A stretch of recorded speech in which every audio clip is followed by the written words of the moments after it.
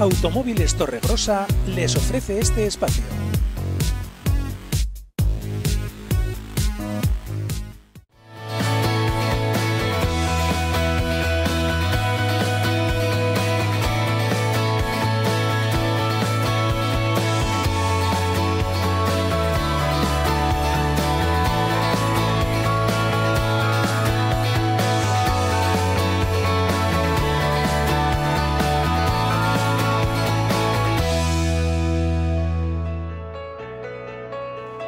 Hola, ¿qué tal? ¿Cómo están? Bienvenidos a La Muga. Hoy recibimos el testimonio de la enfermera de Médicos Sin Fronteras, Idoia Moreno. Viene desde Vitoria, desde Gasteiz, para contarnos cómo ha vivido varios meses en este campo de refugiados. Moria no es un campo de refugiados, dice, es un campo de concentración donde viven hacinadas en condiciones infrahumanas más de 10.000 personas. Y aquí, muy cerca, en avión, a 2 horas, hablamos de Lesbos, Grecia. Hoy también en La Muga, además de este testimonio, vamos a recibir a 2 arqueólogos que nos contarán cómo se construyeron y qué historia tienen los más de 200 búnkeres que podemos encontrar en la zona de Auritzburguete, en la zona del Pirineo navarro. Les mostraremos en un documental también las posibilidades turísticas que brinda esta historia en el norte de Navarra. Además tenemos también las mejores películas que se estrenan este fin de semana, entre otras Destroyer, Pájaros de verano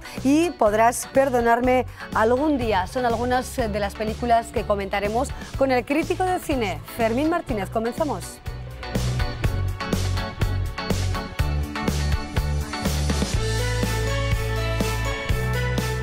El campo de refugiados en Lesbos, en Grecia, el campo de Moria, es uno de los lugares que más se parecen al infierno. Saludamos ya a la enfermera vitoriana Idoia Moreno. ¿Qué tal, Idoia? ¿Cómo estás? Bienvenida. Buenas noches. Hola, buenas noches. Gracias por venir hasta Pamplona para contarnos esta historia que consideras además que se lo debes, ¿no?, a esas personas refugiadas con las que has pasado varios meses. Eso, es tal el horror, el sufrimiento extremo del que he sido consciente estos 7 meses, como tú decías, a 2 horitas de avión de Pamplona o de Gasteiz, que lo tenemos tan olvidado, estamos mirando tan conscientemente hacia otro lado que creo que debemos ponerles voz, ya que tantos están encargando de callarles.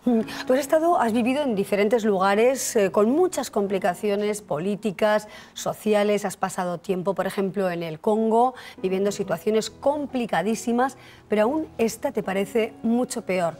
Haz una comparativa un poco entre las dos situaciones vividas. Sí, para mí, sin duda, eso que he trabajado los últimos 6 años, principalmente Congo, República Centroafricana, que son considerados los países más extremadamente violentos y pobres del mundo, y psicológicamente la misión de Lesbos ha sido lo más duro que he hecho nunca y la que más me ha costado recuperarme. Éramos todo gente que llevamos 10 años de experiencia en Médicos Sin Fronteras en lo peor. Y lo que más duro se nos ha hecho es ese sentimiento de rabia e impotencia tan difícil de gestionar, de decir, estamos en la Unión Europea está creando estos campos de concentración, literalmente en condiciones de vida totalmente inhumanas que no las he visto ni en campos de refugiados en medio del Congo. Este sufrimiento que se ha querido, que se ha provocado y que saber que con un chasquido de dedos los responsables lo podrían evitar y que se está perpetuando es unos sentimientos muy difíciles de gestionar. Familias completas, personas mayores, más de 3.000 niños. ¿Cómo viven? ¿Cómo es el día a día que estamos viendo precisamente en imágenes en esos campos de concentración? Porque vamos a hablar claro, ¿no? Vosotras lo veis como esto, ¿no?, como un campo de concentración. Sí, es lo que son. Cuando yo volví en noviembre, hace 3 meses, teníamos 10.000 personas, entre ellas 3.500 niños, en un espacio que fue creado para 2.500. Podéis imaginar, el hacinamiento es extremo, tenemos miles de familias, como te decías, niños, ancianos, en simples tiendas de campaña. El clima en Lesbos es peor que aquí en el País Vasco, estamos a 0 grados, peor que en Vitoria, bajo nieve, bajo lluvia y en simples tiendas de campaña. Lo que la Unión Europea está haciendo es poner a estas miles de personas, familias, ancianos, en condiciones tan extremas que finalmente se están suicidando. A mí me ha tocado como responsable de la clínica, como enfermera, coser casi semanalmente muñecas de adolescentes, de chavales y chavalas de 15 y 17 años que se están suicidando dada la situación en la que están. ¿Qué dicen esos jóvenes que no pueden soportar esa vida, ese infierno que les ha tocado vivir aquí, precisamente en Europa, donde pensaban que su vida iba a ser mejor y que huyen del horror, de los conflictos bélicos, de las revueltas que hay en sus países? ¿Qué dicen, no? ¿Cómo llegar a ese final terrible de pensar en acabar con tu vida siendo un adolescente? ¿Qué piensan ellos? Ese es el problema, que una vez que llegan a Moria pierden totalmente el control de su vida porque el proceso de asilo está completamente roto. Actualmente están dando la primera cita para comenzar el proceso en 1 año y medio, lo que supone que tienen que estar en Moria en estas condiciones mínimo 1 año y medio. Entonces, ese perder el control de su vida, perder toda esperanza. A mí había mujeres, padres en la clínica que me decían: venimos huyendo efectivamente de guerras horribles, nos estaban ejecutando, han violado a mi madre delante mío, nos están bombardeando, han matado a todo el vecindario en un bombardeo, etcétera. Creíamos llegar a Europa y por lo menos obtener seguridad, no pedimos más, poder vivir en paz. Y lo que nos estamos encontrando en Moria es incluso peor de lo que venimos huyendo. A mí ha habido mujeres que me han dicho: no quiero seguir viviendo, la vida solo me demuestra que la vida va peor. Me violaron en mi país, me han vuelto a violar en Turquía las mafias y llego a Moria y esto es incluso peor de lo que he venido viviendo. ¿Para qué seguir viviendo? Qué horror, la verdad. Y sigue llegando gente, muchos de Afganistán. La gran mayoría son afganos y sí, desde el pasado enero, desde hace más de 1 año, el ritmo de llegadas a Lesbos se mantiene siempre estable, unos 400, 500 personas a la semana. Y algo muy importante para mí, que no nos hacemos a la idea, es que siempre el 50% de las personas que llegan en las barcas son niños. Son bebés recién nacidos, son ancianos, son niños. Yo, la imagen que siempre tenía en la clínica, viendo a las madres esperando allí con sus bebés en brazos, era en el momento en el que esa madre o ese padre se han visto obligados a coger esa barca hinchable en la que son conscientes que muchos de ellos no llegan. Entonces, para que luego sigan vendiendo ese discurso de aberraciones que nos están vendiendo, ¿no? Creo que tenemos que tener muy claro que es la única opción que tienen para seguir con vida, que no es una opción el venir a Europa, sino la única que tienen para ellos y sus familias seguir con vida. ¿Cómo era el día a día allí, Idoia? ¿Qué hacías? ¿Cuál era tu trabajo fundamentalmente? Y no sé si volverías de nuevo a ese lugar tan difícil, ¿no?, de soportar. Ahora mismo trabajar no podría. Como te decía, me estoy todavía recuperando, han sido solo 3 meses. Quiero volver a saludar al equipo porque era excepcional. A trabajar no podría porque es muy duro, muy duro y todavía no me siento capaz. Creo que ya debo ceder el turno a otros. El día a día lo que asistíamos era los 3.500 niños. Las patologías eran directamente relacionadas con el hacinamiento extremo y la falta total de higiene. Hablamos de un baño cada 75 personas, una ducha cada 100. Eran enfermedades de la piel, infecciones respiratorias, diarreas. Y luego lo que más nos preocupaba a nosotros, los traumas y los problemas de salud mental, que, como te decía, la psicóloga infantil que teníamos no daba abasto solo a ver los casos más extremos, que eran niños, adolescentes con ideas suicidas e intentos de suicidio. ¿Habrá un tiempo en el que estas personas se podrán recuperar?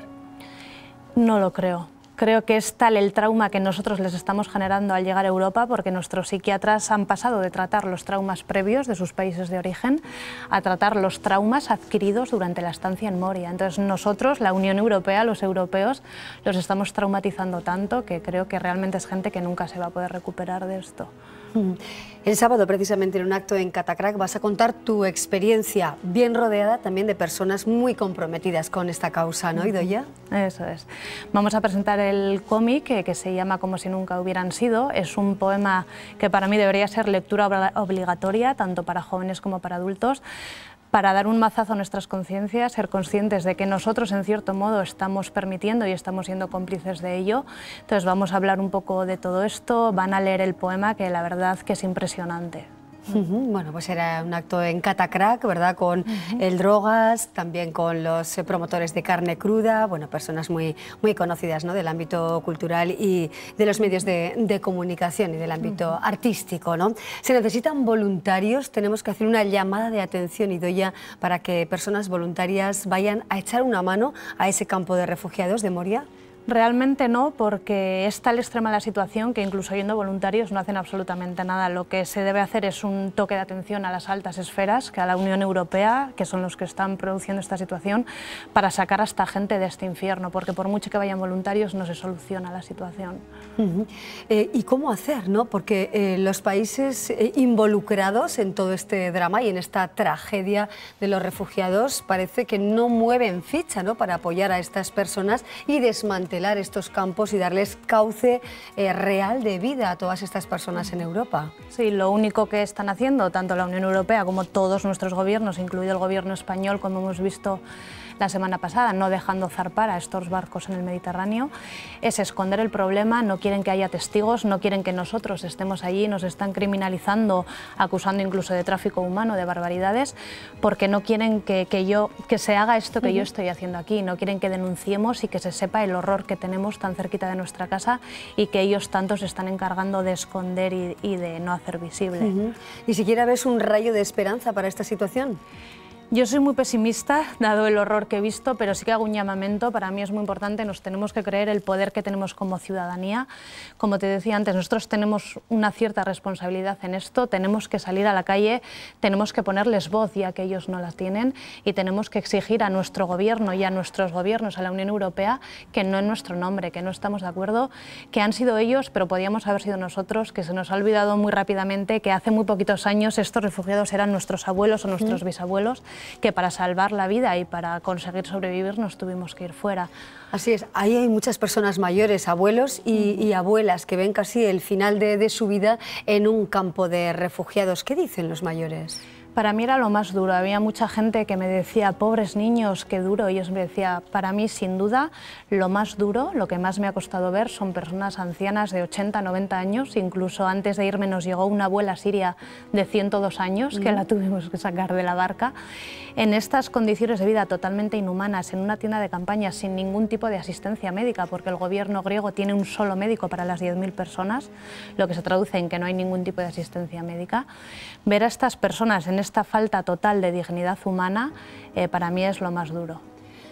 Y todo esto en la isla griega de Lesbos. Allá ha estado Idoia Moreno, no volverá pronto porque se tiene que curar de alguna manera también del horror vivido, pero sí está aquí con nosotros para contarlo, porque es una forma, de alguna manera, de que la sociedad sepa, ¿no?, que no está haciendo Europa, no que está haciendo, sino que no está haciendo con los medios que tenemos, Idoia. Eso es. Idoia, muchísimas gracias por acompañarnos, un placer haberte conocido y gracias por toda la labor que haces y que has hecho por esas personas. Muchas gracias a vosotros. Hasta pronto.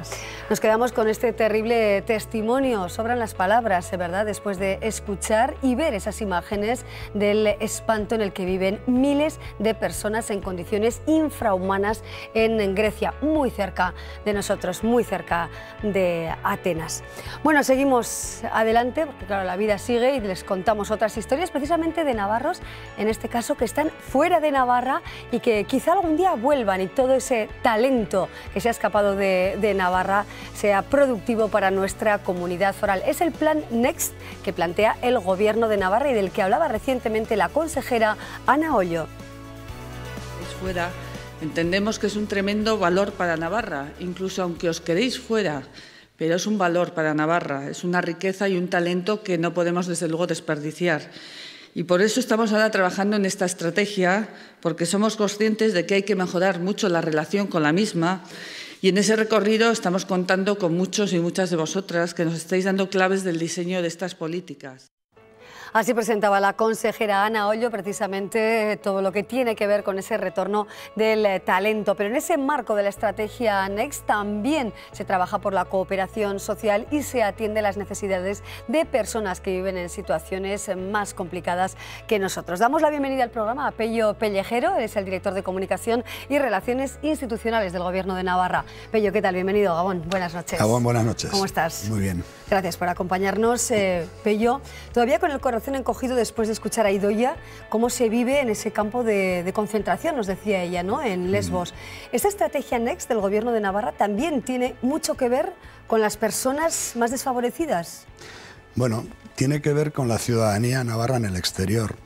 A veces pensamos que esa ciudadanía son los ingenieros que están trabajando en determinados puntos de China, de Alemania, Pero esa ciudadanía navarra en el exterior también emprende acciones de innovación social en un área que tiene mucha tradición en Navarra, que es la cooperación, ¿no? Y también ponemos el foco en esa ciudadanía. Evidentemente, la experiencia que acabamos de ver creo que bueno, empodera mucho a los perfiles de los ciudadanos navarros también. Así es. Bueno, esta estrategia pretende de alguna manera, entre otros pilares, atraer el talento que por diferentes motivos se marchó de Navarra, ¿no?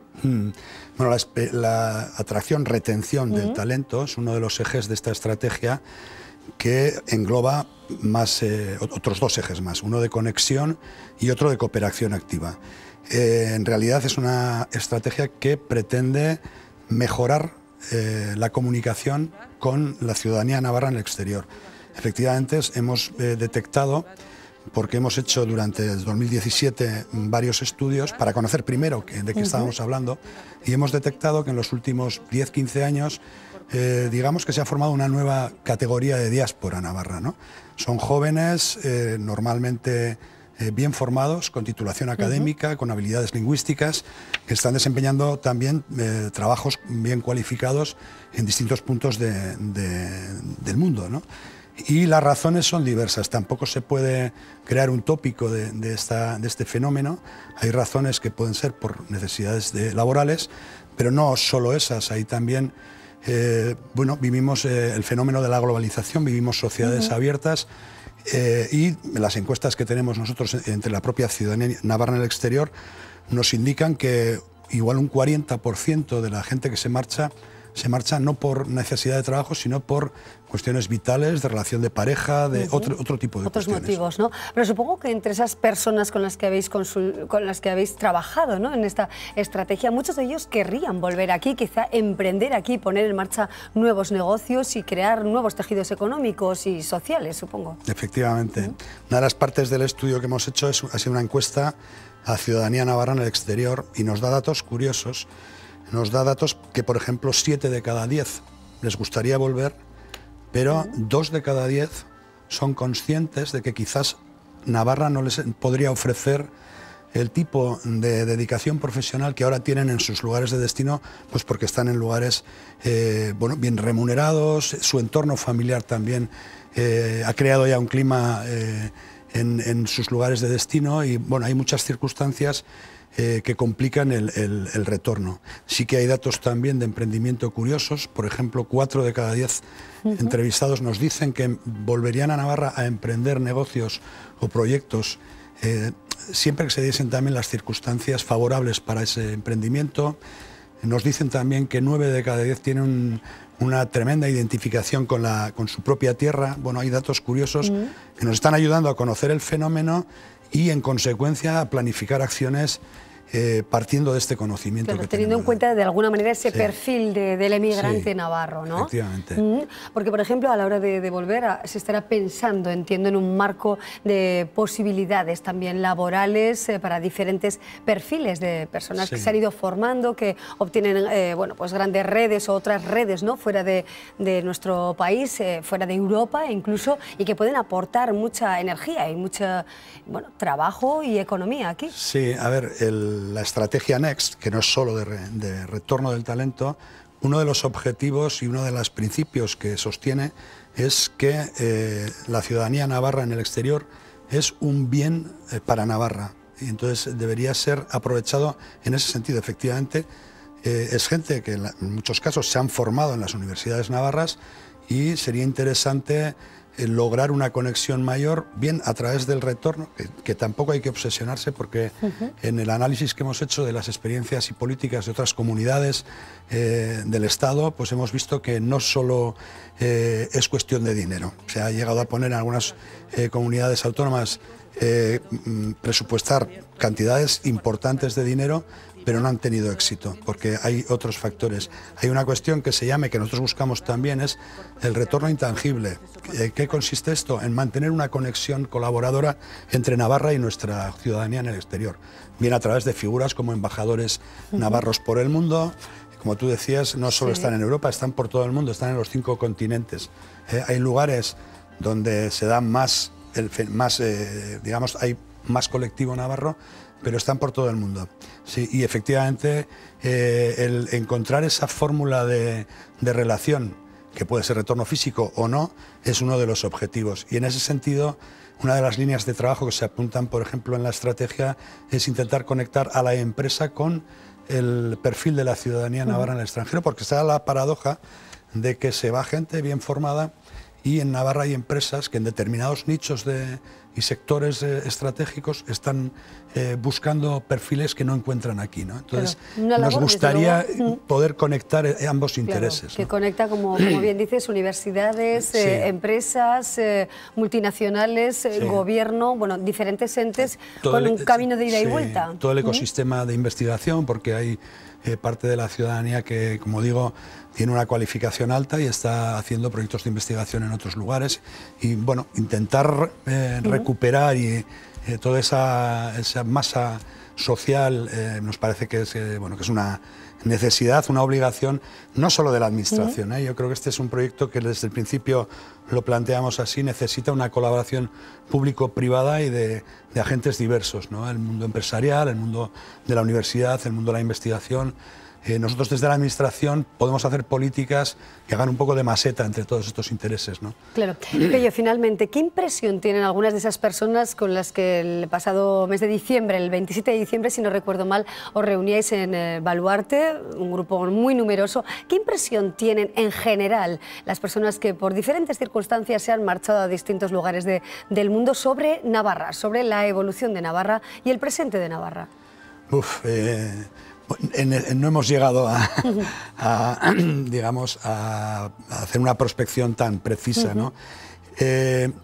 Yo puedo decir que sí, que algunas cosas que nos han dicho en la encuesta es que echan de menos una mayor proyección exterior de Navarra. Y eso es una de las cuestiones que anotamos también en la estrategia. Es cierto que nosotros desde el Gobierno, desde el área de desarrollo económico, que participa en esta estrategia junto con otros departamentos, a nosotros desde el Departamento de Relaciones Ciudadanas nos toca coordinar, pero es cierto que desde ahí se hacen políticas de internacionalización, pero sí que echan en falta, porque ven a Navarra, aunque somos pequeños, nos ven como una comunidad que tenemos mimbres para vendernos mejor en el exterior. Echan en falta también una mayor conexión y comunicación con Navarra y con sus administraciones, y también con las del Estado, porque a veces lo que les ocurre es que se enfrentan a una dispersión administrativa en las necesidades que a veces suelen tener, y esa es otra de las cosas que también hemos recogido. Hemos recogido en total casi 300 aportaciones de la ciudadanía navarra en el exterior para esta estrategia, y ahora lo que tenemos que hacer es ponerlas en marcha. Exacto, ¿no? Encauzar de alguna manera todos esos planteamientos o esas ideas que lanzan quienes están lejos ahora mismo de Navarra, pero que están de alguna manera también conexionados y conectados con nuestra tierra. Pello Pellejero, muchísimas gracias por acompañarnos, por contarnos esta estrategia. Nos gustaría también más adelante, y seguro que habrá ocasión, conocer de primera mano testimonios de personas que han ido, han vuelto o se han quedado aquí ya definitivamente o lejos, ¿no? Y seguro que podremos hacerlo. Gracias, Pello. Muchas gracias a vosotros. Muchas gracias y buenas noches. Bueno, nosotros continuamos aquí. Estamos contándoles las historias propias de nuestra comunidad, pero con la mirada también extendida al mundo. Hacemos una pausa y seguimos con otros temas.